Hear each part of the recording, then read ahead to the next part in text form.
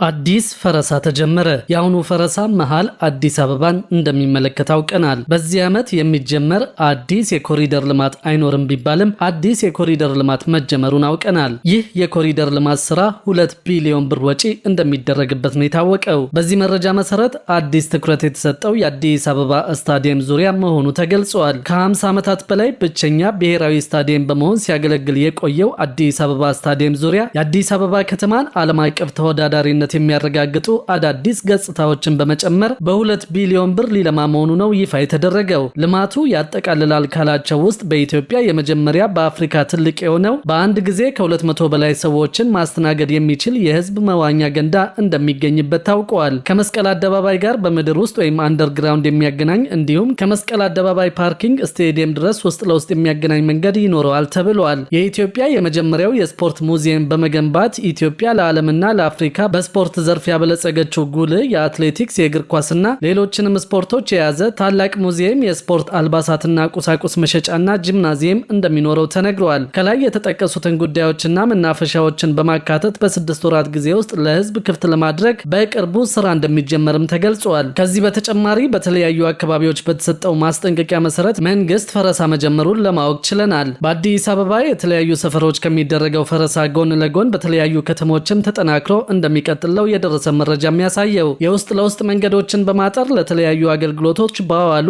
አካላት ላይ ህጋዊ እርምጃ እንደሚወሰድ የአዲስ አበባ ከተማ መንገዶች ባለስልጣን ከዚህ በፊት ማስታወቁ የሚታወስ ነው። በዚህ መሰረት በአዲስ አበባ ከተማ በተለያዩ አካባቢዎች መንገድ ዘግተው የሚገኙ አጥሮችን በማንሳት የውስጥ ለውስጥ መተላለፊያ መንገዶችን የማስከፈት ዘመቻ ተጠናክሮ ቀጥለዋል። ከዚህ ቀደም በቃሊቲ ገብርኤል ቤተክርስቲያን ጀርባ በአጥር ተዘግተው የነበሩ የውስጥ ለውስጥ መንገዶችን በግብረ ኃይል በማንሳት ስራው መጀመሩ ይታወቃል።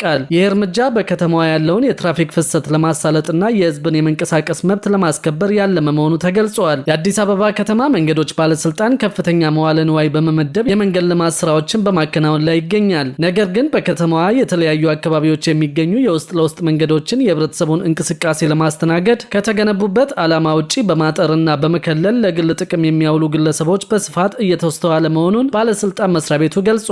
በዋና መለስተኛ መጋቢና በውስጥ ለውስጥ መንገድ በአስፋልት በኮብልስቶንና በጠጠር የተገነቡ የመንገድ መሰረተ ልማቶች የህብረተሰቡን የዕለት ተዕለት ማህበራዊና ኢኮኖሚያዊ እንቅስቃሴ ለማሳለጥ ቢሰሩም የተወሰኑ የህብረተሰብ ክፍሎች መንገዶችን በአጥር በመዝጋትና በር በመስራት ላይ ይገኛሉ ተብሏል። ይህ ተግባር አብዛኛውን የመንገድ ተጠቃሚ ከማገልገል ይልቅ ለጥቂት የአካባቢ ነዋሪዎች ብቻ አገልግሎት የሚሰጥ በመሆኑ ለትራፊክ እንቅስቃሴ እንቅፋት ከመሆኑን ባሻገር የተደራሽነትና በእኩል ተጠቃሚነት መርህን የሚጻረር ተግባር ነው ሲል ባለስልጣን መስሪያ ቤቱ አስታውቋል። የታጠሩ የውስጥ ለውስጥ መንገዶችን የማስከፈት ዘመቻው በቀጣይ ቀናት በቦሌና ለሚኩራ ክፍለ ከተሞችም እንደሚቀጥል ታውቋል። በአዲስ አበባ ከተማ በተለያዩ አካባቢዎች የተጀመረው በአጥር የተዘጉ የውስጥ ለውስጥ መንገዶችን በግብረ ኃይል የማስከፈት ስራ በቀጣይ በቦሌና በለሚኩራ ክፍለ ከተሞች እንደሚከናወን የተገለጸው የመንገድ መሰረተ ልማትን ማጠርና መዝጋት ህገወጥ ተግባር እንደሆነ ያስታወሱት የአዲስ አበባ መንገዶች ባለስልጣን የኮሚኒኬሽን ዳይሬክተር አቶ ኢያሱ ሰለሞን ናቸው። ባለስልጣኑ ቀደም ሲል ባስተላለፈው ማሳሰቢያ መሰረት በተለያዩ አካባቢዎች ህብረተሰቡ በራሱ ተነሳሽነት የታጠሩ የውስጥ ለውስጥ መንገዶችን መክፈቱን ተናግረዋል። ሆኖም ማሳሰቢያውን በተግባር ባላዋሉ አካባቢዎች ባለስልጣኑ ግብረ ኃይል በማዋቀር በወሰደው እርምጃ እስካሁን በ1434 ቦታዎች ላይ የታጠሩ መንገዶችን እንዳስከፈቱ አብራርተዋል። አሁንም ምስራቅ ሪጅን ተብለው በሚታወቁት የቦሌና የለሚኩራ ክፍለ ከተማዎች መሰል ችግሮች በስፋት እንደሚታዩ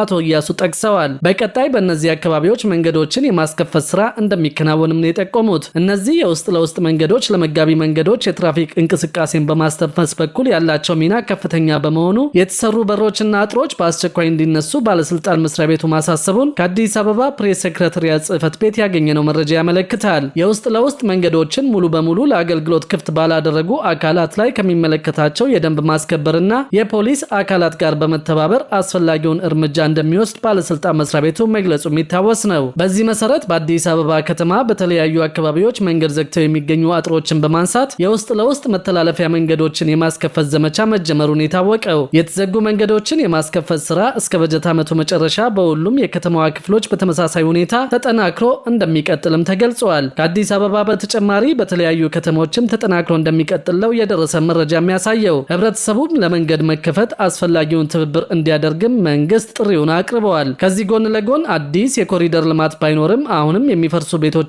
ግንባታዎች መኖራቸውን አውቀናል። በዚህ የኮሪደር ልማት ምክንያት በርካታ ፋብሪካዎች ጭምር የመፍረስ አደጋ እንደተደቀነባቸው ተገልጿል። በአሁኑ ወቅት በመተግበር ላይ ያለው አዲስ የኮሪደር ልማት ጥናት በስራ ላይ ባሉ 23 ፋብሪካዎች ላይ ከፍተኛ የመፍረስ አደጋና ስጋት እየደቀነ መሆኑን የተገለጸው። በልማት ጥናቱ መሰረት መንገዱ የሚያልፈው በእነዚህ ፋብሪካዎች ላይ በመሆኑ የኢንቨስትመንት ተቋማቱ ህልውና አደጋ ላይ መውደቁ ተጠቁመዋል። የፋብሪካዎቹ ባለቤቶች እንደሚሉት መንገዱን ለማስፋፋት በሚል የሚወሰደው እርምጃ ነባራዊ ሁኔታዎችን ያላገናዘበና በቂ የባለድርሻ አካላት ውይይት ያልተደረገበትም ነው። መንግስት ይህንን ከግምት በማስገባት ጥናቱን በመከለስ ሂደቱን እንዲቀይርም ጠይቀዋል። እነዚህ ፋብሪካዎች ለአገር ኢኮኖሚ ከሚያበረክቱት አስተዋጽኦ ጎን ለጎን በርካታ ሰራተኞችን ቀጥረው የሚያሰሩ በመሆኑ እጣፈንታቸው አሳሳቢ መሆኑን ገልጸዋል። በዘንድሮ ዓመት አዲስ የኮሪደር ልማት ግንባታ ባይኖርም አሁንም የሚፈርሱ ቤቶች መኖራቸው መገለጹ የሚታወስ ነው። በዚህ ስራ ምክንያት ቤቶች፣ ህንፃዎችና አጥሮች ሊነኩ እንደሚችሉ የደረሰ መረጃ ያሳያል። ይህም የሚሆነው ባልተጠናቀቁ የኮሪደር ልማት አካባቢዎች የሚኖሩ አንዳንድ ቤቶች የመፍረስ ዕድል እንዳላቸው ነው የተገለጸው። ቤቶቹ የሚገኙት እስካሁን ባልተጠናቀቁት የኮሪደር ልማት አካባቢዎች ላይ መሆኑን ያገኘነው መረጃ ያሳያል።